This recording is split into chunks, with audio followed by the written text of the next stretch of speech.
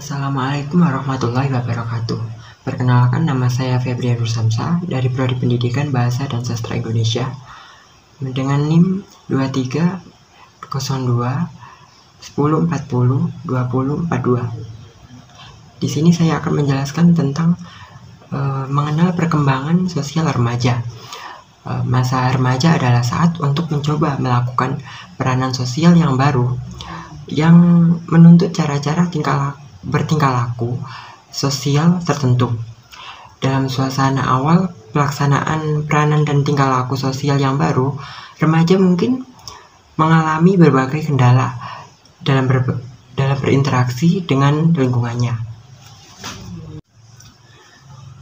Selanjutnya saya akan menjelaskan tahap-tahap perkembangan sosial remaja. Yang poin pertama yaitu masa remaja pada tahap awal. Biasanya ini terjadi pada usia 10-13 tahun.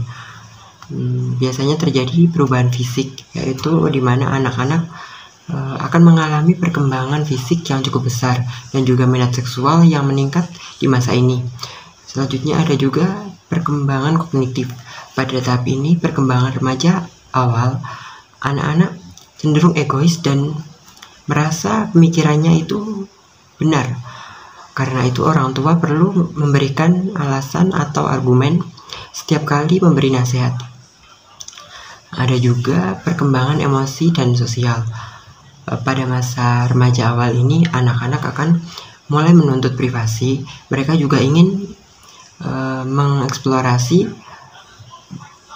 bagaimana menjadi mandiri dan tidak bergantung kepada keluarga mereka.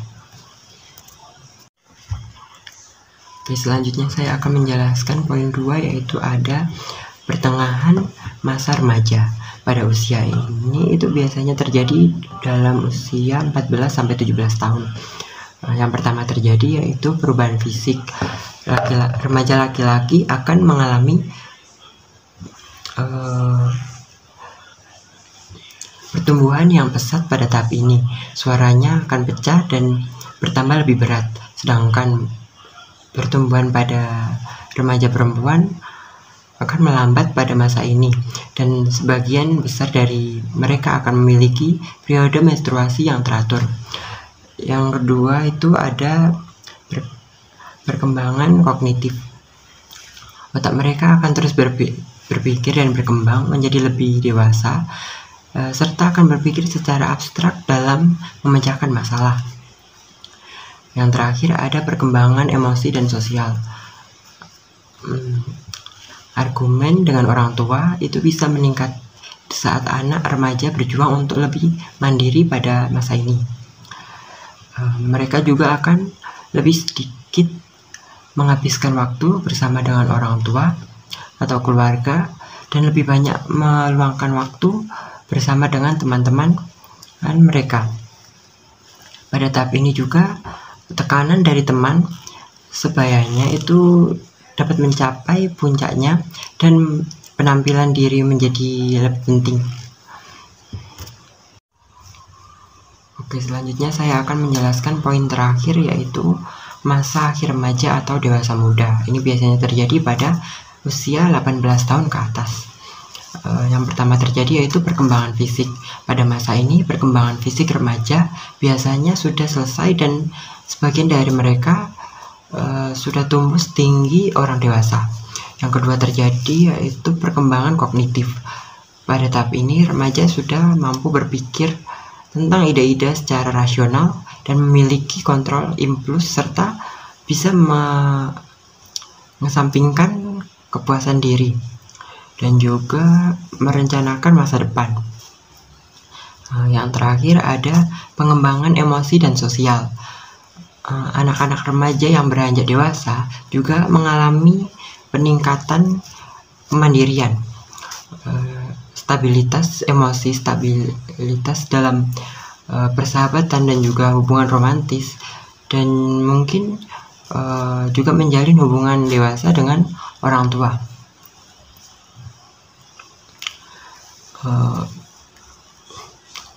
Mereka mungkin memandang orang tua bukan sebagai figur otoritas, melainkan sebagai sahabat. Selanjutnya saya akan membahas sedikit tentang faktor-faktor yang mempengaruhi perkembangan sosial remaja. Faktor-faktor yang mempengaruhi perkembangan sosial remaja itu ada faktor keluarga, faktor teman, faktor sekolah, dan juga faktor masyarakat. Itu saja. Selanjutnya saya akan lanjut ke dampak perkembangan sosial.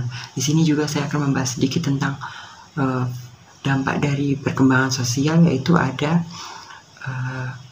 persaingan, sikap sportif, ada juga wawasan sosial, tanggung jawab, dan yang terakhir itu diskriminasi sosial. Oke, selanjutnya saya akan membahas tentang inti dari apa yang saya sampaikan di pemaparan mengenal perkembangan sosial remaja, yaitu contoh kasus dari perkembangan sosial ini. Saya mengambil kasus tentang penyimpangan etika remaja, di mana mereka sering melakukan hal-hal yang kurang baik, seperti tawuran dan juga balap liar. Ini sering terjadi di kalangan remaja, entah apa yang dimaksud mereka, tapi yang saya tangkap itu mungkin karena mereka ingin terlihat keren atau mungkin diakui sebagai jagoan di mata golongan lain. Tentunya kasus ini banyak meresahkan masyarakat, dan perlu adanya tindak lanjut untuk menghentikan kenakalan remaja ini.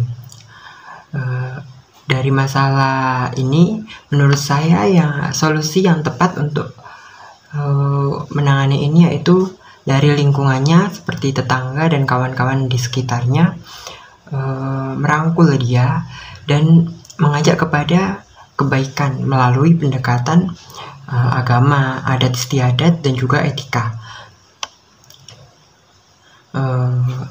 Peran orang tua juga sangat penting di sini, seperti memberi mereka motivasi, juga dorongan, serta komunikasi agar tetap dekat dengan orang tua dan tidak salah dan agar mereka tidak salah arah.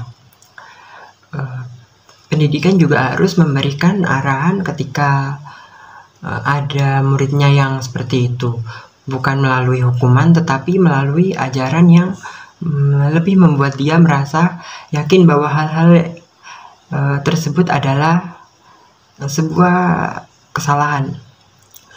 Dari pertemanan juga harus ada saran dari orang tua agar tidak salah memilih teman. Intinya yang terpenting itu komunikasi orang tua dengan anaknya. Seorang anak pasti akan merasa bahagia dan